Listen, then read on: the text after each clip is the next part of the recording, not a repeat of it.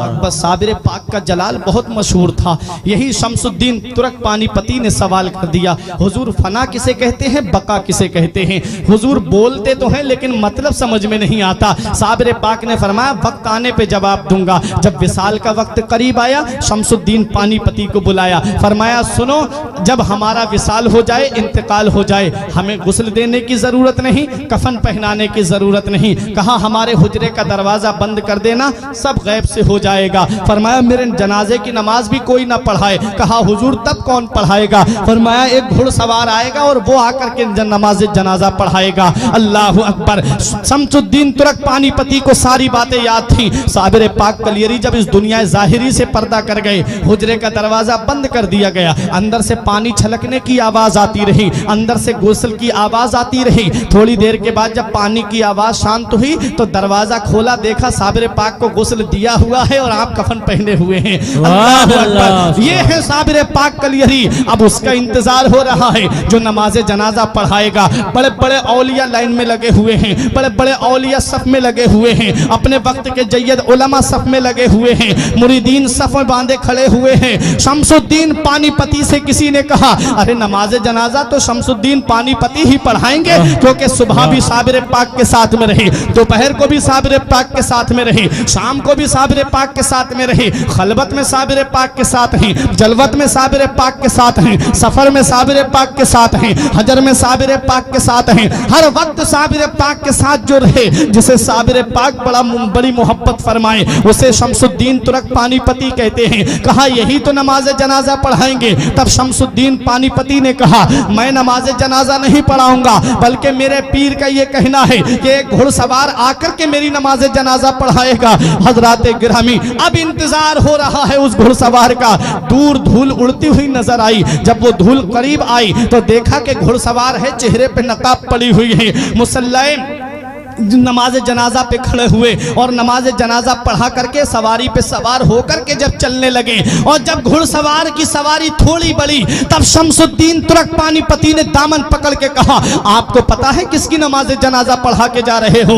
ये वो अल्लाह का वली है जिसकी शान सारी दुनिया में मशहूर है, ये वो अल्लाह का महबूब बंदा है जिसका जलाल सारी दुनिया में मशहूर है। आप जिनकी नमाज जनाजा पढ़ा के जा रहे हो, ये अल्लाह का मुकर्रब बंदा है, ये अल्लाह का नेक बंदा है, ये अल्लाह का वली है। कल मेरे साबिर की तारीख लिखी जाएगी, कल मेरे साबिर की हिस्ट्री लिखी जाएगी, कल मेरे साबिर का इतिहास लिखा जाएगा और दुनिया वाले मुझसे सवाल करेंगे ए शमसुद्दीन पानीपती, सुबह को तुम साबिर पाक के साथ में थे, दोपहर को तुम साबिर पाक के साथ में थे, शाम को तुम साबिर पाक के साथ में थे, सफर में तुम साथ रहे, हजर में तुम साथ रहे, खलबत में तुम साथ रहे, जलवत में तुम साथ रहे, हर वक्त तुम साबिर पाक के साथ में थे। जरा बताओ साबिर पाक की नमाज जनाजा किसने पढ़ाई थी? हुजूर मैं उनको क्या जवाब दूंगा? कल जब तारीख लिखने वाले मुझसे सवाल करेंगे साबिर पाक की नमाज जनाजा पढ़ाने वाले का नाम बताओ, जब इतिहास लिखने वाले मुझसे पूछेंगे साबिर पाक की नमाज जनाजा पढ़ाने वाले का नाम बताओ,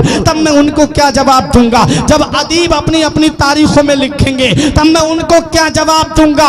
हुजूर या तो अपना नाम बता दीजिए या चेहरे से नकाब उठा दीजिए ताकि मैं चेहरा देख करके पहचान लूं। तब हम शमसुद्दीन पानीपती के सामने घुड़सवार ने जब चेहरे से नकाब उठाया तो पैरों तले की जमीन निकल गई, आंखें खुली की खुली रह गई। कहा हुजूर मैं ये क्या देख रहा हूं?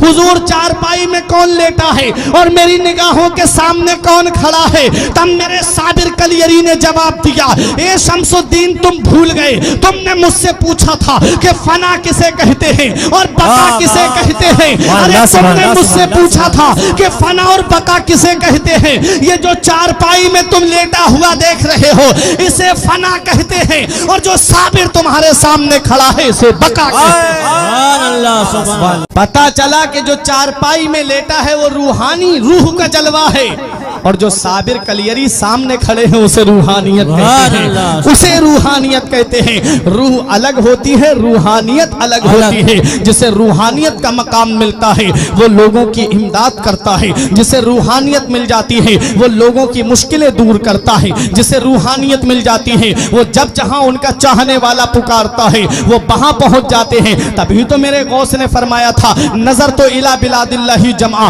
का खरदालतिन अला हुक्म इत्तिसाली, मैं अल्लाह के तमाम शहरों को ऐसे देख रहा हूं जैसे कोई अपनी हथेली पर राई के दाने को देख रहा हो। ये क्या है? ये रूहानियत का जलवा है। जिसे रूहानियत मिल जाती है उसका मकाम बुलंद बाला हो जाता है, जिसे रूहानियत मिलती है उसकी शान बुलंद हो जाती है, जिसे रूहानियत मिलती है उसकी अजमत बुलंद हो जाती है, जिसे रूहानियत मिलती है उसका मकाम मकाम सुरैया से भी बुलंद हो जाता है।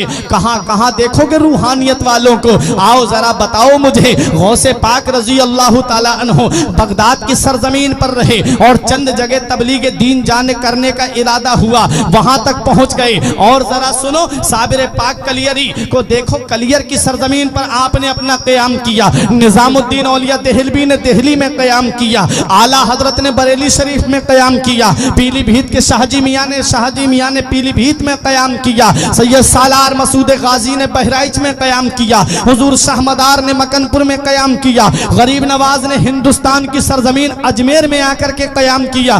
पूरे हिंदुस्तान में तो नहीं घूमे थे ये अल्लाह के वली, गौसे आजम चंद मकामात के अलावा पूरी दुनिया में तो नहीं गए थे। साबिर पाक कलियरी कलियर और उसके चंद मकामात के अलावा पूरे हिंदुस्तान में तो नहीं घूमे थे। निजामुद्दीन औलिया देहलवी दिल्ली और चंद मकामात के अलावा पूरे हिंदुस्तान का तो सफर नहीं किया था। लेकिन फिर वजह क्या है कि आज पूरी दुनिया के कोने कोने में इनका नाम है, दुनिया के हर हर गोशे में इन शख्सियतों का नाम है। कौन सा ऐसा कमाल किया? अल्लाह कुरान में फरमाता है जो अच्छे काम करता है, ईमान लाता है, अच्छे काम करता है, अल्लाह फरमाता है उसकी मोहब्बत को हम अनकरीब पूरी दुनिया में आम कर देंगे। पता चला ये अल्लाह वाले वो हैं, इन्होंने लोगों को राजी नहीं किया बल्कि अल्लाह और उसके रसूल को राजी किया। और हदीस पाक है, मन काना लिल्लाही कान अल्लाहु लहू, जो अल्लाह का हो जाता है अल्लाह उसका हो जाता है। अल्लाह जिसका हो जाता है फिर उसका नाम मिटने नहीं देता, फिर उसका नाम अंधेरे में नहीं रहने देता। यही वजह है कि गौसे आजम अल्लाह के हो गए और अल्लाह गौसे आजम का हो गया। पूरी दुनिया में गौसे आजम का नाम है। गरीब नवाज ने अपने अल्लाह को राजी किया, गरीब नवाज ने अपने रसूल को राजी किया। अल्लाह और उसके रसूल ने गरीब नवाज का नाम अंधेरे में नहीं रहने दिया। पूरी दुनिया में आज गरीब नवाज का नाम मौजूद है। और आगे सुनो, साबिर पाक कलियरी ने कलियर में रह करके अल्लाह की इबादत करके अपने रब को राजी कर लिया। अल्लाह ने साबिर कलियरी का नाम मिटने नहीं दिया, हर मुसलमान के दिल में साबिर कलियरी का नाम डाल दिया।